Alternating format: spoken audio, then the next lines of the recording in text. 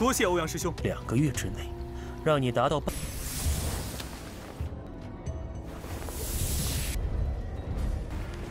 晋升到玄级武魂了。给您揉揉腿，这入微的。妙妙公主，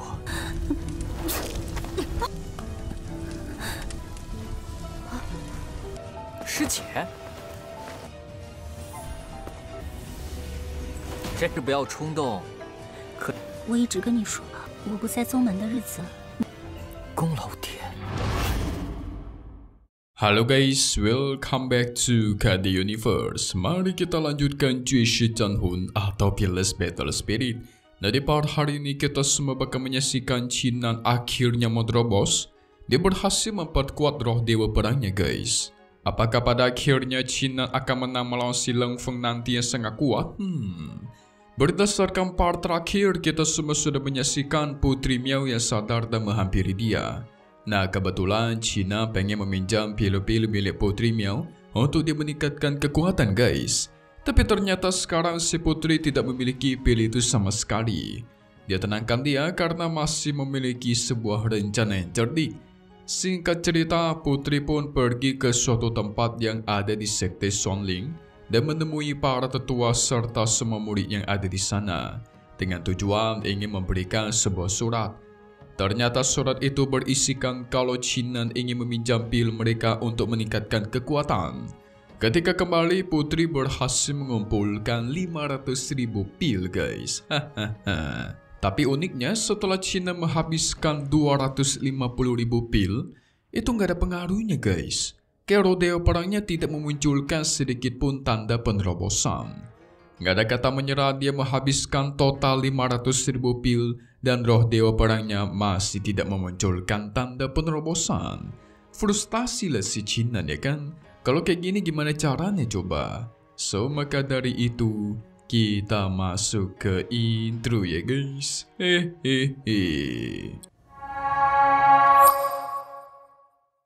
Sementara itu, Leng Feng menemui Tuan Ouyang dan mengobrol bersamanya. Leng Feng bingung dengan jalan pikirannya Chinan guys. Soalnya dia tuh sekarang dilindungi oleh sekte kan, tapi kok dia dengan bodohnya menerima tantangan bertarung yang tentu membahayakan nyawanya, apalagi ranahnya jauh lebih rendah. Tapi Tuan Ouyang menenangkannya dan menyuruhnya untuk fokus berlatih dengan serius saja. Ditambah Tuan Ouyang akan mengizinkan si Leng Feng pergi ke ruang Tianzi miliknya untuk berlatih. Dia sangat yakin dengan Leng Feng masuk ke dalam pasti menerobos guys dalam kurun waktu 2 bulan. 多谢欧阳师兄。2个月之内，让你达到。 Namun apa yang terjadi, tiba-tiba muncullah seseorang misterius yang melemparkan surat ke arah mereka. Leng Feng menangkap surat itu dan memberikannya kepada Tuan Ouyang. Dengan santainya Tuan Ouyang membukanya yang ternyata guys, surat itu berasal dari Chinan dan bertuliskan kalau dia kekurangan pil untuk berlatih. Jadi dia pengen meminjam beberapa pil dari kedua orang ini. Malah minjam sama musuh dia. Tentu Leng Feng emosi dong, karena mereka musuhan guys. Masa iya minjam pil sama musuh sendiri? Aneh juga nih pemeran utama kita nih. Tapi Tuan Ouyang menenangkan dia. Tuan Ouyang malah berniat meminjamkan sebuah pil kepada Chinan guys.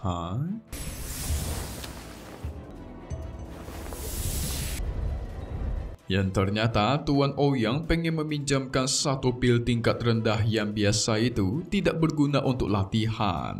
Chinan tetap menerimanya walaupun dia tahu Tuan Ouyang tuh sengaja guys pengen mempermalukan dia dengan cara memberikan pil seperti itu. Tapi dia juga tidak mau menyerah, tetap menyempurnakan pil tersebut dan memberikannya kepada roh dewa perang. Dan apa yang terjadi?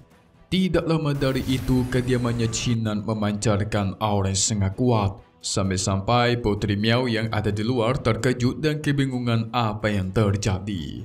Ternyata di dalam roh dewa perangnya Chinan yang memancarkan aura kuat guys. Aura di sekitar tubuhnya juga mulai berubah menjadi kemerahan, seperti kekuatannya itu meluap-luap. Dan tidak lama dari itu, aura di tubuhnya pun berubah menjadi kebiruan yang ternyata roh dewa perangnya Chinan menerobos ke tingkat selanjutnya. Jelas itu membuat Cina senang guys. 晋升到玄级武魂了。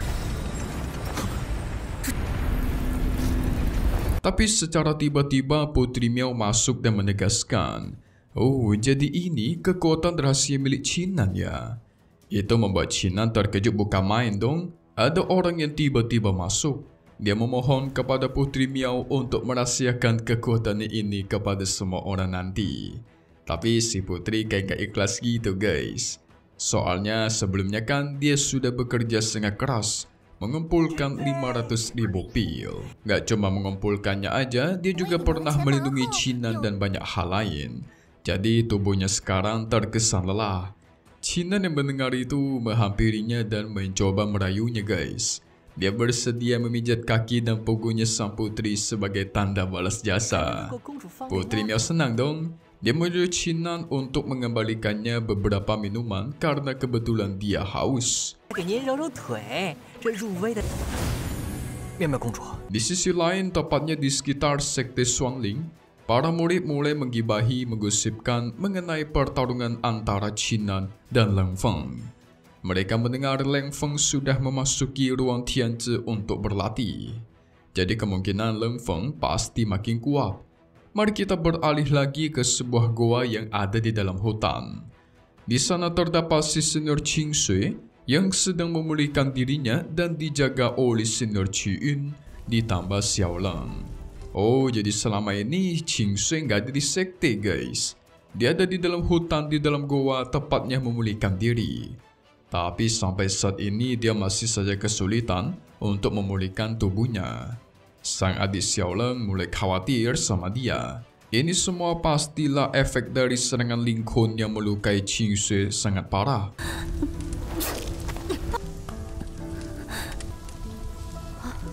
Karena masih belum pulih, Qi Yun menyuruh Qing Sui untuk menetap dan memulihkan dirinya dulu. Senior Qing Sui khawatir sama Cinan guys, yang akan bertarung sama Leng Feng nanti. Karena kalau Cinan melakukan itu, pasti dia bakal terseret kepada masalahnya nanti. Kan awalnya ini masalah Qing Sui ya, sekarang Cinan malah kena getahnya guys. Tapi Qi Yun pastikan tenang saja, karena walaupun senior Qing Sui kembali sekarang, Tuan Ouyang akan menangkap dia dan malah semakin merepotkan Cinan nanti. Benar juga sih. Kita beralih lagi ke sisi Cinan yang sedang sibuk berlatih. Gak lama dari itu, dia merasakan ada seseorang yang datang. Yang ternyata itu adalah senior Qing Sui. Jelas Cinan senang. Pada akhirnya seniornya kembali. 师姐，谁？ Qing Sui bangga sama Cinan karena udah lama gak ketemu, tapi kekuatannya sudah meningkat pesat. Namun Cinan lebih khawatir dan bertanya, apakah benar senior Ling Kun tidak melakukan apapun kepadanya? Qing Sui pastikan tenang saja karena dia hanya mengalami beberapa luka ringan. Padahal lukanya lumayan dalam guys. Ditambah Qi Yun dan Xiao Leng juga membantu dia dalam memulihkan diri di hutan. Qing Sui menasihati Cinan agar mengambil keputusan itu jangan terlalu cepat. Soalnya dia mendengar Cinan sedang dalam masalah. Qing Sui auto khawatir dong. Karena dia tahu jelas guys, kekuatan milik Leng Feng itu sangat kuat. Jadi karena ingin sedikit membantu, Qing Sui memberikan Cinan sekantong pil untuk dia berlatih dalam meningkatkan kekuatan. 不要冲动。可你总是我一直跟你说了，我不在宗门的日子，你有 Jelas, Cinan berterima kasih. Menenangkan senior Qing Sui dan meyakinkan dia tidak akan mungkin kalah dalam pertarungan. Ditambah lagi, kalau semisal dia memutuskan untuk mundur, pasti Tuan Ouyang akan mengejar Qing Sui lebih ketat lagi. Qing Sui jadi makin khawatir, yang berarti selama ini Cinan melakukan semua ini buat dia guys. Wah, ini mah benih-benih cinta bisa kebentuk nih guys. 宫老爹， Singkat cerita, keesokan harinya Cinan pergi bersama dengan senior Kongyang ke balai misi sekte. Nah, jadi balai misi sekte ini memiliki 3 tingkatan, yaitu paling tingginya adalah langit, lalu bumi, dan terakhir manusia. Kalau seseorang murid bisa menyelesaikan misinya, maka tentu mereka mendapatkan hadiah, bisa itu pil ataupun barang-barang lain. Biasanya terdapat misi penyelidikan dan juga penjagaan guys. Jadi kalau penyelidikan kemungkinan nanti Qinnan akan disuruh untuk mencari tempat yang memiliki sumber daya pelatihan. Nah, kalau penjagaan, kemungkinan Qinnan akan bertarung melawan para monster untuk melindungi kotanya guys. Mendengar penjelasan itu, Qinnan berterima kasih dan mengerti. Namun, gak lama dari itu, batu misinya tertulis ada misi tingkat langit, yaitu membantu kota Lingshui dari pengepungan musuh. Yang berarti kemungkinan Qinnan akan mengambil misi itu guys. 我看这些任务，宗门的任务分天南水地，这就是任务大厅。 Kalau kalian lupa kota Lingshui adalah kota asalnya dia, gimana ya nanti ya? Coba kita lihat bagi spoiler aja deh untuk part 50 mendatang yang akan rilis lagi nanti. Jadi singkatnya nanti kita semua bakal melihat kota Lingshui ternyata sudah hancur karena diserang musuh.